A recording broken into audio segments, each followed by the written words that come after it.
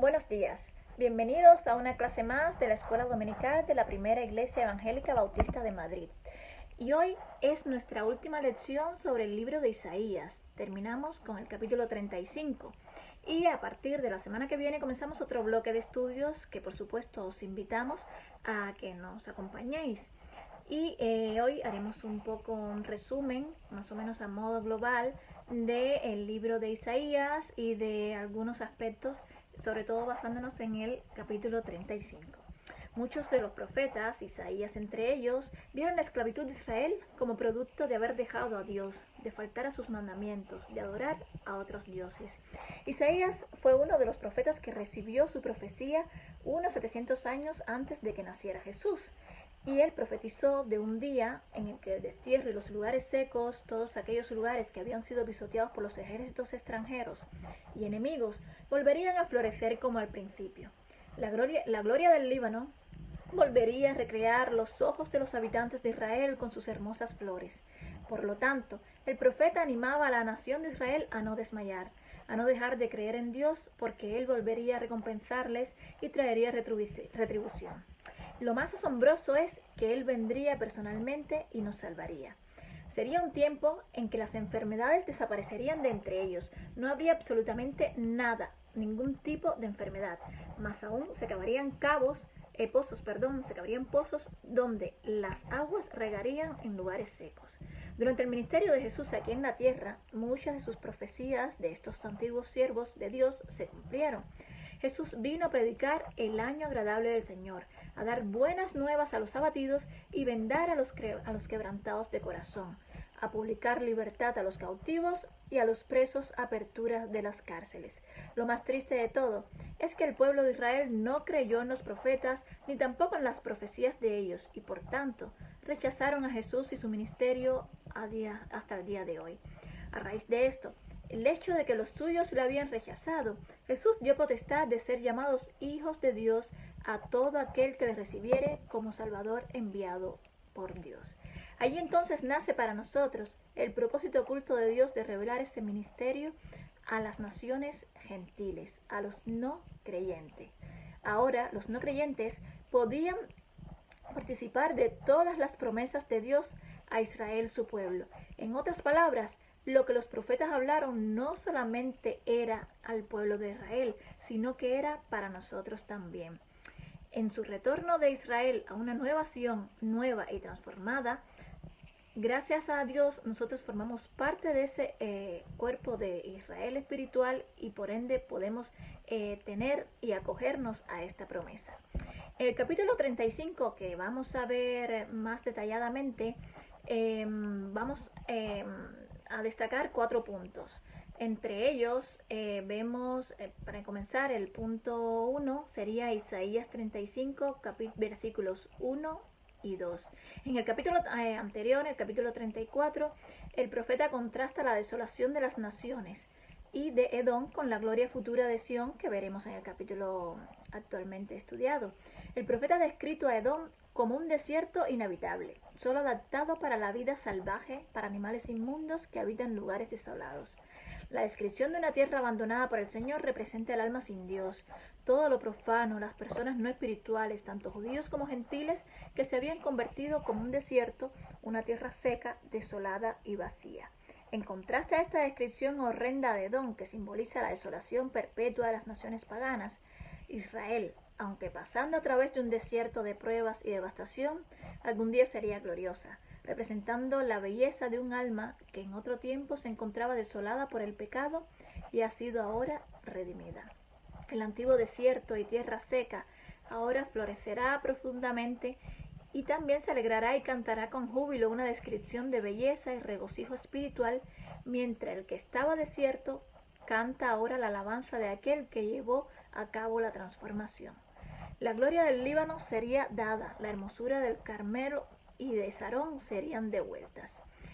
Y aquí terminaría el primer punto.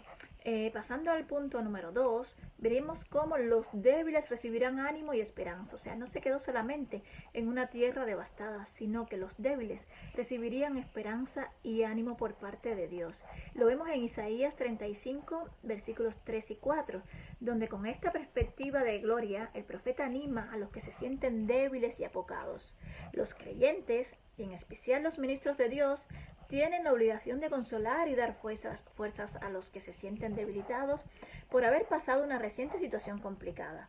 Los judíos pasaron por esto después del asedio de Jerusalén, y será el mismo caso en el futuro cuando los creyentes judíos y gentiles que hayan sobrevivido después de la gran tribulación recibieran igualmente este consuelo. Si nos damos cuenta, el objetivo del Evangelio también es el de fortalecer a los débiles, animar a los tímidos y apocados. El profeta da la seguridad de que Dios viene a vindicar a los suyos, a defender a quien se haya visto injuriado, calumniado, y también viene para dar merecido castigo a los enemigos. Y por último, el Señor será quien salve. No envió un ángel ni a ningún otro de sus servidores para redimir a la humanidad. Él mismo descendió, se despojó de su gloria y se sometió a la voluntad del Padre. En la cruz murió a favor nuestro y en nuestro lugar. En tercer punto, los versículos del 5 al 7, vemos la similitud y la respuesta de Jesús a la pregunta de Juan el Bautista desde la prisión, donde le decía: ¿eres tú aquel que había de venir o esperaré a otro?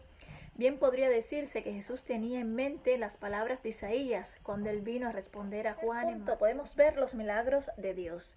La similitud entre los versículos del 5 al 7 y la respuesta de Jesús a la pregunta de Juan el Bautista desde prisión: ¿eres tú aquel que había de venir o esperaré a otro? Bien podría decirse que Jesús tenía en mente las palabras de Isaías cuando le contestó a Juan a través de Mateo 11, del 2 al 7.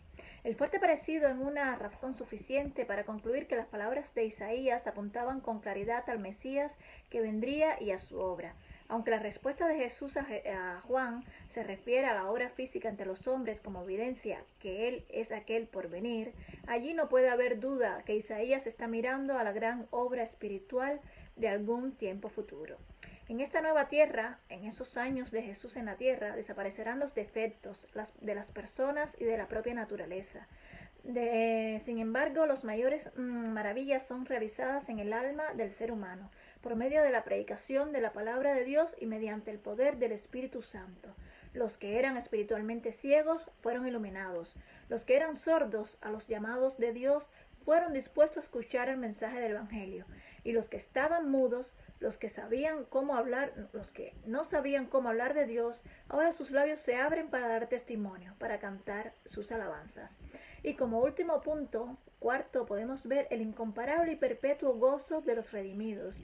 Isaías 35 del 8 al 10, donde nos dice que allí habrá calzada y camino. El profeta no está hablando de dos caminos, del ancho ni del estrecho, sino que está enfatizando el carácter de este camino. Es un camino que guía a Sion hacia Dios, y un camino de santidad para los viajeros, que es un solo camino que está a la vista indicado por el singular camino en la siguiente frase: y será llamado camino de santidad. Por otra parte, será un camino seguro. Quien camine por este camino de santidad no correrá el riesgo de ser atacado por ninguna fiera. Estará fuera del alcance del diablo sin peligro.